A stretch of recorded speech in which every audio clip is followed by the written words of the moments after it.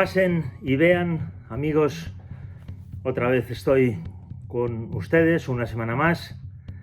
Pueden suscribirse al canal entrando en YouTube y si lo desean pueden hacerse patronos del canal en la web patreon.com/Melchor Miralles, todo junto. Esta semana quiero hacer un recuerdo, una reflexión a partir de la inauguración de la exposición permanente en el Centro Memorial Víctimas del Terrorismo en Vitoria, que fue inaugurado por el rey Felipe VI, por el presidente del gobierno, el ministro de Interior y el Lehendakari del País Vasco. El centro, como saben, está en Vitoria y que ha ocupado portadas en todos los periódicos con la imagen del rey y del presidente del gobierno en la reconstrucción que se hace en la planta baja de este centro del Zulo en el que estuvo secuestrado Ortega Lara. Lo primero, yo celebro que se haya llevado a cabo este proyecto del Memorial de Víctimas del Terrorismo, este centro permanente, que tiene como función esencial el tratar de aproximarse a cómo ha podido ocurrir todo esto y extraer las lecciones para que jamás vuelva a suceder. El terrorismo de ETA es quien tiene más presencia, como es lógico, pero se habla de todos los atentados terroristas que ha habido en España y, por lo tanto, de todas las víctimas de actuaciones terroristas que ha habido en España. Y cuando veía esas imágenes del rey y del presidente del gobierno en el Zulo de Ortega Lara, he hecho un ejercicio de memoria y he rescatado, tengo aquí delante las notas que tomé cuando 2 días después de ser liberado José Antonio Ortega Lara por la Guardia Civil, tuve la oportunidad de estar 8 minutos en el agujero en el que José Antonio Ortega Lara estuvo durante mucho más de un año secuestrado. Lo primero que les explico es que seguro que han leído las crónicas, la descripción del Zulo. Hay algo que por más empeño que se ponga, esa reconstrucción no va a poder reproducir. Se va a poder reproducir, se ha reproducido el espacio, el lugar, lo que había dentro de ese agujero, pero es imposible, se lo garantizo, que nadie reproduzca la humedad que había en ese agujero, que estaba excavado a pocos metros del río Deva, y el olor que había en ese agujero. Un olor hediondo, insufrible, una humedad que entraba hasta el tuétano. Y repasando las notas que tomé, tenía el Zulo en el que encerraron y torturaron a Ortega Lara, tenía 2,58 metros de largo, 1,85 de ancho y 1,95 de alto en el centro, en su parte más alta. Recuerdo cómo daba 2 pasos al frente, desde un extremo, 2 pasos al frente y un tercer paso incompleto.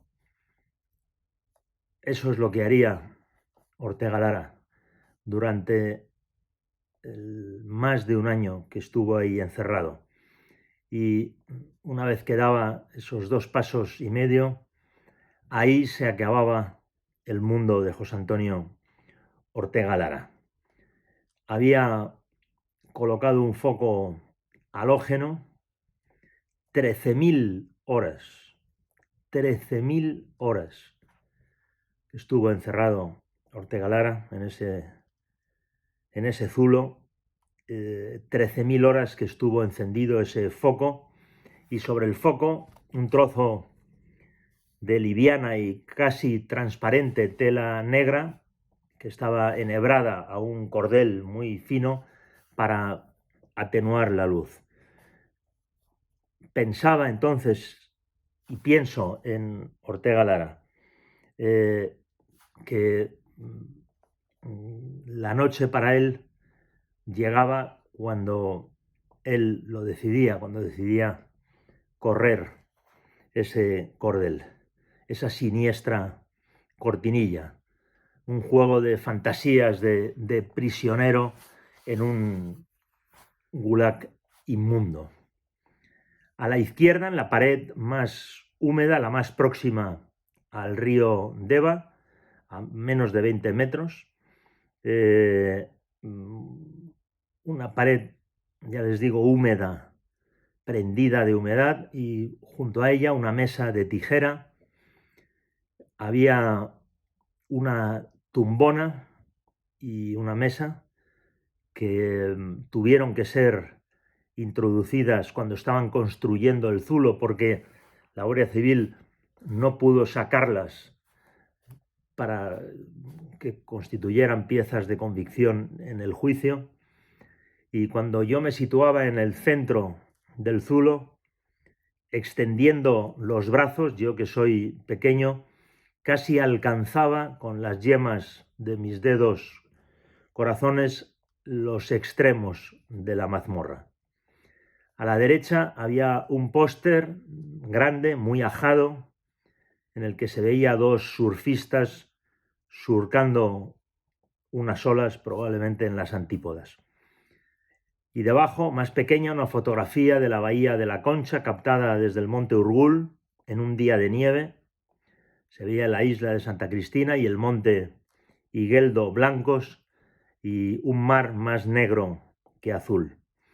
Como camastro, Ortega Lara tenía una tumbona plegable muy cutre, de ínfima calidad, con 3 patas de hierro, por supuesto oxidado, y cuando me senté en esa tumbona, las patas cedían inestables, volvía a colocarlas en su sitio, me tumbaba y no había forma de permanecer quieto un segundo sin perder el equilibrio.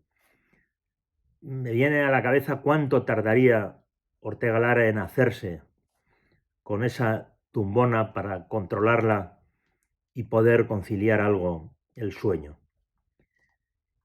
Y bajo la marca de lo que fue una estantería que tenía el secuestrado, me impresionó una inscripción escrita con letra minúscula que decía: Ortega Lara estuvo aquí. Quizá un telegrama dirigido al siguiente inquilino de ese agujero infame. Y miraba al suelo y pisaba un terreno duro, y el suelo estaba frío y húmedo.